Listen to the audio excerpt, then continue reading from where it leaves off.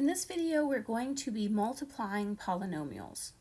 Before we multiply polynomials, we need to know a few rules of exponents so that we can figure out what we're doing when we start multiplying terms together.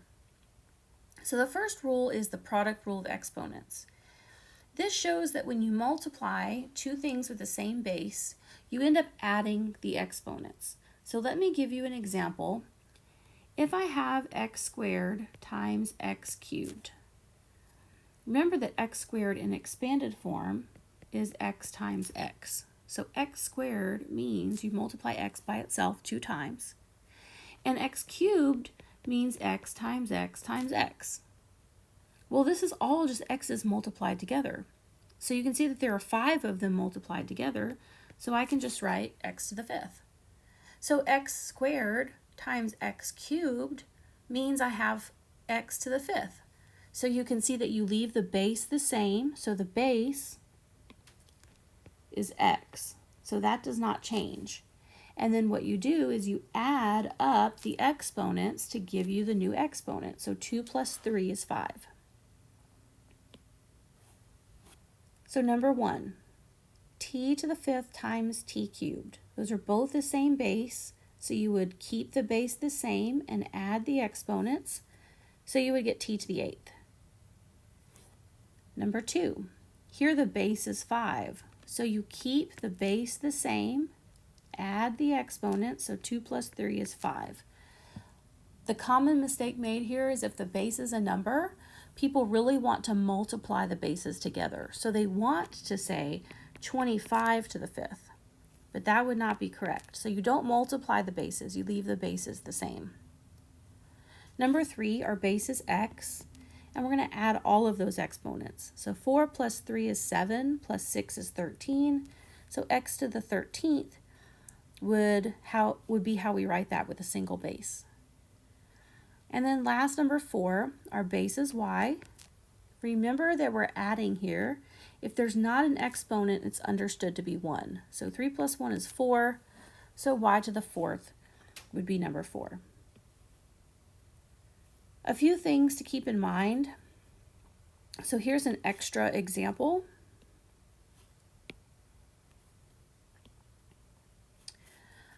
So an extra example. Let's say I have 3x squared times 5x, to the 5th. If you're multiplying these together, you can multiply the numbers in front. So 3 times 5 is 15. So you multiply the coefficients just like you would normally. X's are the same, so that base stays the same, and you add those exponents. So that would be 7. So that would be 15x to the 7th.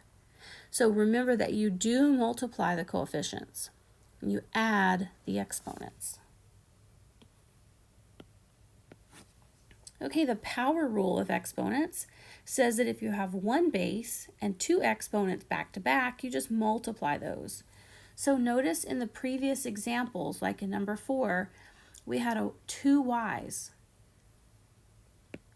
In these examples, like in number 5, we have 1 x and it has 2 exponents applied to it. So this is where we're going to multiply the exponents. So this would be x to the 14th. Make sure you identify what the base is. So here the base is x.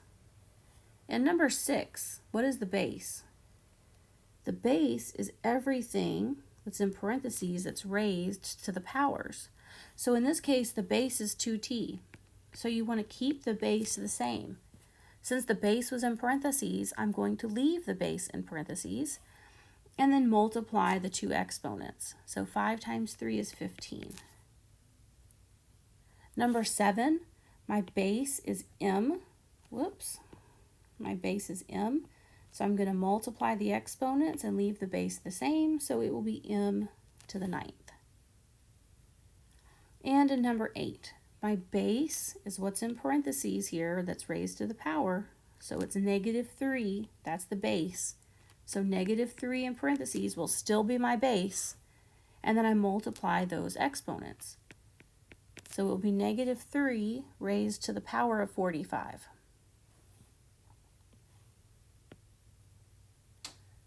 So let's use those rules of exponents to actually multiply some polynomials together.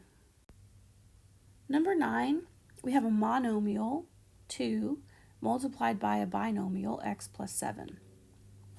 This is just distributing, and we've done this before. So we're going to distribute the 2. So 2 times x is 2x.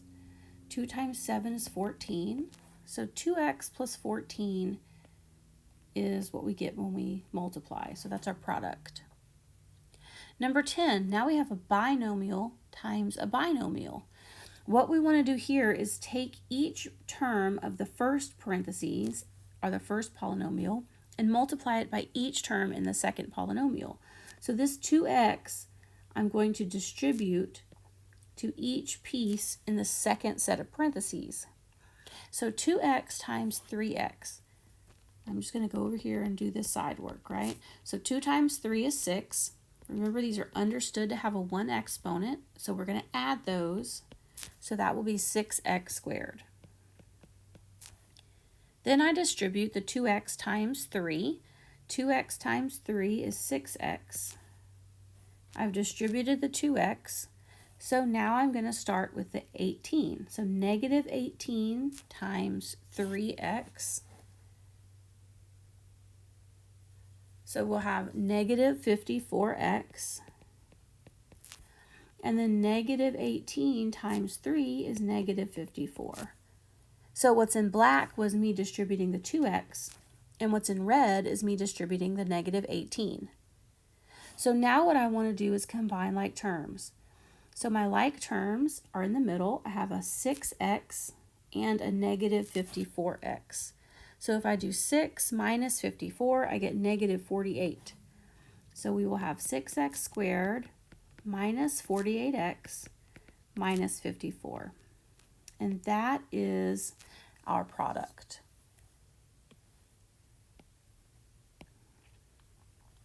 So number 11, 12, and 13 are similar. So number 11, we're going to do the same thing. If you feel pretty confident, why don't you try these and then come back and check. I would like to show you another method for doing these. Usually I will do the method like I did number 10, but just so you have an option, I'm going to show you the box method. So the box method is each term in the first polynomial makes a column. So we would write a box, and I have an x and a 7. So the plus and the minus signs separate terms. So x gets a column and 7 gets a column. In the second polynomial, that's going to make up your rows. So I have a 3x minus 5. So the 3x is going to get a row and the 5 is going to get a row. So that's why it's called a box method, because you're making a box. And now what you do is you just multiply the pieces together. So 3x would come here and x would come here. So you'd have 3x times x. And when you multiply 3x times x, you get 3x squared. In this box, you would have 3x times 7. So 3x times 7 would give you 21x. In this box in the bottom, we'd have negative 5 times x, so that would be negative 5x. And then in this box on the right, we would have negative 5 times 7, so that would be negative 35. So all of your pieces or all of your terms are in the boxes, and you just need to combine the ones that are alike. So here I have negative 5x and 21x, those are my like terms. So I would bring down 3x squared. I have 21 minus 5 is 16, so I'd have plus 16x, and then bring down the negative 35. And that would be my product. So that's another way to organize your information. Number 12, 4x minus 1 squared. So I'm going to do this wrong. So I'm acknowledging that this is not correct. But a lot of people do this. They just take this little 2 and they just distribute it to everything. They say, oh, 4x squared is 16x squared. negative 1 squared is positive 1, and they think that they're done. But the problem is you can't distribute an exponent to parentheses that have plus and minuses in there. You can't distribute it to different terms. So that's not acceptable. That is not it. Instead, what you want to do is know that this whole thing, this 4x minus 1, is in parentheses. So that whole thing is your base. That means you have that set of parentheses twice. So rewrite this as 4x minus 1 times another 4x minus 1. And then multiply it just like we did in number 10 and number 11. So we would distribute the 4x first. So 4x times 4x is 16x squared. 4x times negative 1 is negative 4x. Okay, now I'm going to distribute the negative 1. Negative 1 times 4x is negative 4x. Negative 1 times negative 1 is plus 1. Now I'm looking for like terms. Those are in the middle, so negative 4x and negative 4x. So I'm going to have 16x squared minus 8x plus 1. So notice the 16x squared and the plus 1, I did have those correct, but I was missing that middle term. So I was missing that negative 8x when I tried to distribute that little 2. All right, number 13. We have something similar, a binomial times a binomial. So we'll start by distributing 2x. So 2x times 2x is 4x squared. 2x times 3 is 6x. I've distributed the 2x. So I'm going to move on to the negative 3. So negative 3 times 2x is negative 6x. Negative 3 times positive 3 is negative 9. So I've distributed the negative 3 and I'm done. My like terms are in the middle. Notice that 6x minus 6x, those are opposites. Those are going to add to 0. So those cancel out, and I'm left with 4x squared minus 9. Anytime that you have, so let's look back at our original problem. Notice that the first terms are both 2x, and the second terms are both 3. The only difference is that these signs are opposites. One is plus and one is minus. These are called conjugates, and anytime you multiply conjugates, the middle two terms will always be opposites and they will always cancel out. So that kind of phenomenon is always going to happen. All right, let's look at number 14. So number 14, you can either do the box method or you can distribute. So let me distribute here, and then in number 15, I'll do the box method so you can see both. So I'm going to start with the x. So x times 3x squared is 3x cubed. X times negative 2x is negative 2x squared. And x times 5 is plus 5x. So now I've distributed the x. So I'm going to cross it off and go to the next piece. So 4 times 3x is 12x squared. Notice that I'm starting another row for the red, for the 4, and I'm putting my like terms underneath the other like terms. So the x squared term I just put under the other x squared term. 4 times negative 2 is negative 8x. So again, I'm putting that under its like term. And then 4 times 5 is 20. It doesn't have a like term, so it's just going on the end. Now it's very easy to add up my like terms because I've put them on top of each other. I've also organized it where everything in black on the first row is from distributing the x, and everything in red on the second row is from distributing the 4. So it's just a way to organize your information. 3x cubed, negative 2x squared plus 12x squared would give me plus 10x squared. So I'm just adding straight down, adding my like terms. 5x minus 8x is negative 3x, and then bringing down the plus 20 would give me my product. So this is it.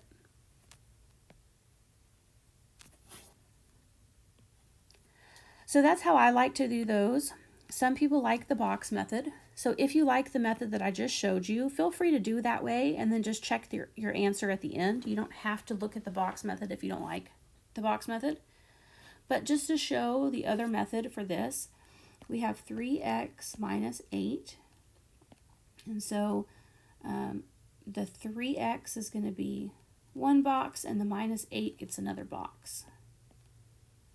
Now, each row, notice I have 3 terms here in the second polynomial. So I'm going to have 3 rows. So x squared, 5x, and negative 3. So x squared gets a row, 5x gets a row, and negative 3 gets a row. Okay, so x squared times 3x is 3x cubed. X squared times negative 8 is negative 8x squared. 5x times 3x is 15x squared. 5x times negative 8 is negative 40x. So I'm hoping that you're seeing that what I'm doing is I'm just multiplying this with this, right? So this 5x gets multiplied to each thing above it, right? And then I'll do negative 3 to each thing above it. So it's just another way to organize your information. It's the same thing as distributing. Negative 3 times 3x at the top gives me negative 9x. And then negative 3 times the negative 8 at the top gives me a positive 24. Now I would look for common or like terms. So I have 15x squared and negative 8x squared. And I also have negative 9x and negative 40x. So positive 3x cubed, that's just going to come down because there's no like terms. I have 15 minus 8, so I will get plus 7x squared. I have negative 9 minus 40 is negative 49x. And then plus 24 because it doesn't have any like terms. Okay, number 16 is similar to, I think it was number 13. Yep.